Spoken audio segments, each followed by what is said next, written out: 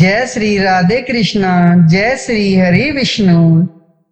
श्रुत देव जी कहते हैं, राजेंद्र, वैशाख के शुक्ल पक्ष में जो अंतिम 3 त्रयोदशी से लेकर पूर्णिमा तक की तिथियां हैं, वे बड़ी पवित्र और शुभ कारक हैं।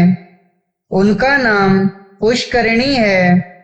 वे सब पापों का क्षय करने वाली हैं। जो संपूर्ण वैशाख मास में स्नान करने में असमर्थ हो, वह यदि इन 3 तिथियों में भी स्नान करे तो वैशाख मास का पूरा फल पा लेता है। पूर्व काल में वैशाख मास की एकादशी तिथि को शुभ अमृत प्रकट हुआ। द्वादशी को भगवान विष्णु ने उसकी रक्षा की। त्रयोदशी को उन हरि ने देवताओं को सुधापान कराया। चतुर्दशी को देव विरोधी दैत्यों का संहार किया और पूर्णिमा के दिन समस्त देवताओं को उनका साम्राज्य प्राप्त हो गया। इसलिए देवताओं ने संतुष्ट होकर इन 3 तिथियों को वर दिया। वैशाख मास की ये 3 शुभ तिथियां मनुष्य के पापों का नाश करने वाली तथा उन्हें पुत्र पौत्र आदि फल देने वाली हैं। जो मनुष्य इस संपूर्ण मास में स्नान न कर सका, वह इन तिथियों में स्नान कर लेने पर पूर्ण फल को ही पाता है। वैशाख मास में लौकिक कामनाओं का नियमन करने पर मनुष्य निश्चय ही भगवान विष्णु का सायुज्य प्राप्त कर लेता है। महीने भर नियम निभाने में असमर्थ मानव यदि उक्त 3 दिन भी कामनाओं का संयम कर सके तो उतने से ही पूर्ण फल को पाकर भगवान विष्णु के धाम में आनंद का अनुभव करता है। इस प्रकार वर देकर देवता अपने धाम को चले गए। अतः पुष्करिणी नाम से प्रसिद्ध अंतिम 3 तिथियां पुण्यदायिनी, समस्त पाप राशि का नाश करने वाली तथा पुत्र पौत्र को बढ़ाने वाली हैं। जो वैशाख मास में अंतिम 3 दिन गीता का पाठ करता है, उसे प्रतिदिन अश्वमेघ यज्ञ का फल मिलता है। जो उक्त 3 दिनों तक विष्णु सहस्त्र नाम का पाठ करता है, उसके पुण्य फल का वर्णन करने में इस भूलोक तथा स्वर्ग लोक में कौन समर्थ है। पूर्णिमा को सहस्त्र नामों के द्वारा भगवान मधुसूदन को दूध से नहलाकर मनुष्य पापहीन वैकुंठ धाम में जाता है। वैशाख मास में प्रतिदिन भागवत के आधे या चौथाई श्लोक का पाठ करने वाला मनुष्य ब्रह्म भाव को प्राप्त होता है।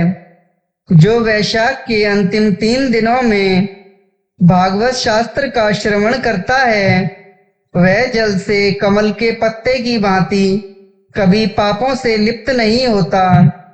उक्त 3 दिनों के सेवन से कितने ही मनुष्यों ने देववत प्राप्त कर लिया, कितने ही सिद्ध हो गए और कितनों ने ब्रह्म तत्व पा लिया। ब्रह्म ज्ञान से मुक्ति होती है अथवा प्रयाग में मृत्यु होने या वैशाख मास में नियम पूर्वक प्रातः काल जल में स्नान करने से मोक्ष की प्राप्ति होती है। इसलिए वैशाख के अंतिम 3 दिनों में स्नान, दान और भगवत पूजन आदि अवश्य करना चाहिए। वैशाख मास के उत्तम महात्म्य का पूरा वर्णन रोग शोक से रहित जगदीश्वर भगवान नारायण के सिवा दूसरा कौन कर सकता है। तुम भी वैशाख मास में दान आदि उत्तम कर्म का अनुष्ठान करो। इससे निश्चय ही तुम्हें भोग और मोक्ष की प्राप्ति होगी। इस प्रकार मिथिलापति जनक को उपदेश देकर श्रुतदेव जी ने उनकी अनुमति ले वहां से जाने का विचार किया। तब राजर्षि जनक ने अपने अभ्युदय के लिए उत्तम उत्सव कराया और श्रुतदेव जी को पालकी पर बिठाकर विदा किया। वस्त्र आभूषण, गौ, भूमि, तिल और स्वर्ण आदि से उनकी पूजा और वंदना करके राजा ने उनकी परिक्रमा की। तत्पश्चात उनसे विदा हो महातेजस्वी एवं परम यशस्वी श्रुतदेव जी संतुष्ट हो प्रसन्नता पूर्वक वहां से अपने स्थान को गए। राजा ने वैशाख धर्म का पालन करके मोक्ष प्राप्त किया। नारद जी कहते हैं, अम्बरीश, यह उत्तम उपाख्यान मैंने तुम्हें सुनाया है, जो कि सब पापों का नाशक तथा संपूर्ण संपत्तियों को देने वाला है। इससे मनुष्य भक्ति, मुक्ति, ज्ञान एवं मोक्ष पाता है। नारद जी का यह वचन सुनकर महायशस्वी राजा अम्बरीश मन ही मन बहुत प्रसन्न हुए।